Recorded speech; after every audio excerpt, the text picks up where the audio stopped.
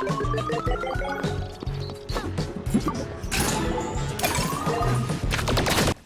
you ever gone into a game before thinking that, hey, this is going to be enjoyable because maybe the trailers sold you on the game, or there was a previous entry in the series that always looked great to you but you just never got around to playing? Well, by the time I rolled the credits in Grapple Dogs Cosmic Canines, I realized I had so much more fun than I was anticipating. So this, to me, was one of those games. Now, it's not a flawless experience. It did have some bugs and glitches and kind of oddities that occurred during my playtime, which did hurt the overall experience for me just a tiny bit. But for the most part, this was a lot more fun than I was expecting. In this sequel game to the original Grapple Dog, you'll actually play as two characters. Pablo returns from the original Grapple Dog game, but also introduced is Luna, a new character with a new type of mobility and weapon. In the story, we'll see both of these two working together to fix an interdimensional issue, and it will play out through a bunch of different scenes, and most of these are charming and humorous, and there's not a lot to it. It's the usual trope of save the world, so I don't need to dive into it, but I did enjoy the humor and the quirkiness of the story that they offered in Grapple Dogs. Now, if you're like me and you never played the original game, allow me to indulge you for a moment and explain kind of what this is.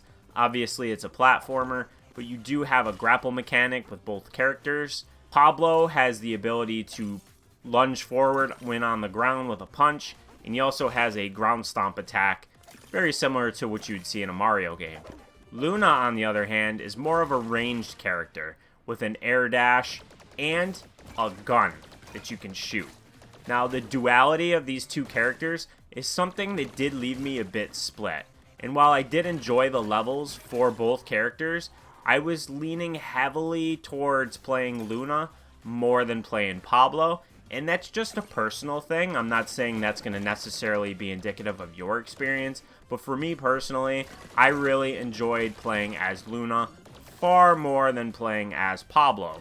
Now, in this game, you can kind of lean more into the character that you prefer, but what you cannot do is completely skip playing the other character. This isn't an instance where you can switch freely between the two characters on any of the levels. It's structured in a way where each level has a character designated to it. So there's levels where you can only play as Pablo, and there's levels where you can only play as Luna. Luckily, though, to progress in the game, you usually only need a certain amount of medallions in each of the worlds to eventually proceed forward and reach the end world boss. So I typically would play as Luna first and get as many medallions as I could, and then I would play as Pablo. And the way I'm describing this might seem like I didn't enjoy playing Pablo. That's not the case. It's just that I found Luna to be so much more fun that it made Pablo feel a little bit lackluster. And I think part of that is around the fact that his ground stomp takes the place of Luna's dash. It's not so much the melee versus the gun. It was more of not having that air dash. And I wish that both characters had that versus just Luna. Because dashing in a game is something very common for the types of genres that I play. So Luna just spoke to me far more than Pablo did. With that said though, both characters are so much fun to play because of how intricately designed each level is. Each level is designed in a way that really caters to the kit of the character. Each world kind of has its own power-up that you'll acquire. There's like a chlorophyll gun for Luna in the Earth world. There's kind of like this throw-out chain spear thing that Pablo can use. There's an electricity kind of power-up as well for both characters. There's a fire one. So all of these things are kind of elemental based, and when you get to use them, they're not permanent unlocks. They're only for that specific level. But the levels are so well designed around these pickups and make them an absolute joy to play through. Every single one. I honestly can't think of a single level that I was like, oh, I didn't like this at all. I hated this. That wasn't the case for any of them. Now, there's some levels that are longer levels where there's 3 collectibles, or the medallions I mentioned, and then usually a chest. And the chest will contain a cosmetic. There's a store that you can purchase items from with your oranges, and the oranges are kind of like collecting coins in a Mario game or something like that. And these are your currency for unlocks and upgrades, because there are some health upgrades. If you happen to die in Grapple Dogs, you will be penalized by losing some oranges, so make sure to be careful as you're playing through this. It features a pretty catchy soundtrack. I really enjoyed the visual style, and on the Nintendo Switch, which is how I played this, it does run mostly smooth. There are instances, like when you have the flamethrower and you're eliminating a lot of vines or something like that, where it does bog down a bit and gets a little bit choppy, but for the most part, it's pretty smooth, and those instances are few and far between. The bigger issues with the game don't really stem around its design or anything like that. There are visual glitches and bugs. There's things of that nature that you'll notice that look kind of weird, but don't really hurt the game too much.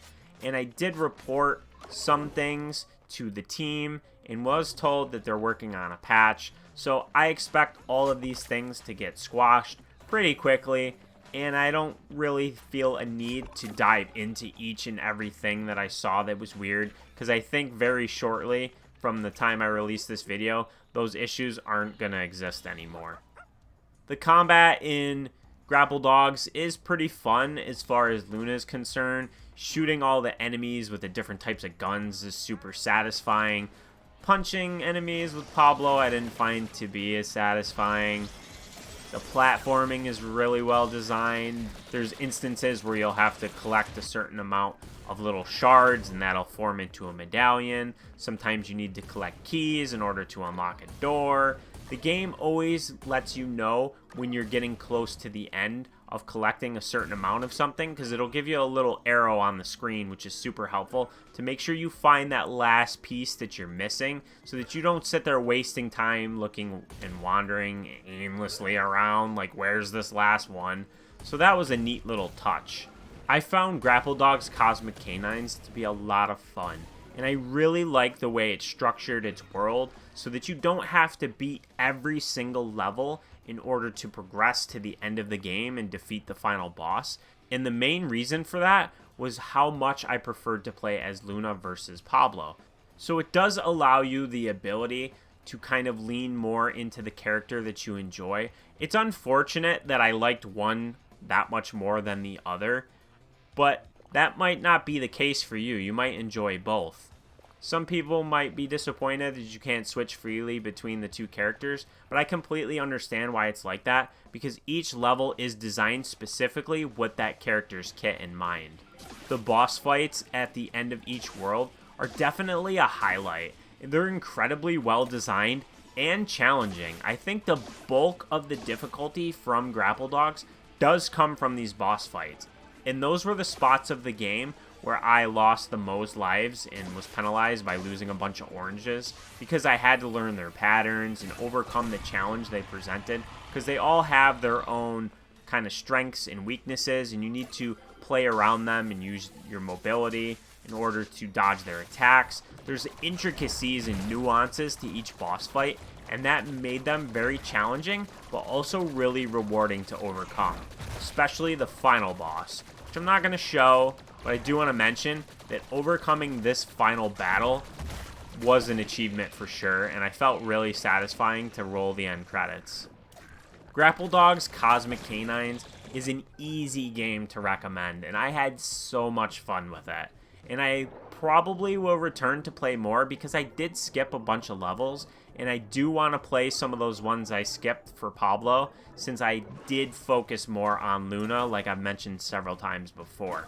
There's little challenge levels that I did some of, and if you want to return and really master all of these levels, there is a time trial mode that you can do to try and earn a gold medal, and it'll keep track of your fastest times. So there's a lot of content here to keep you busy, and I think if you enjoyed the first Grapple Dog game, which I have not played, I think you'll love this one.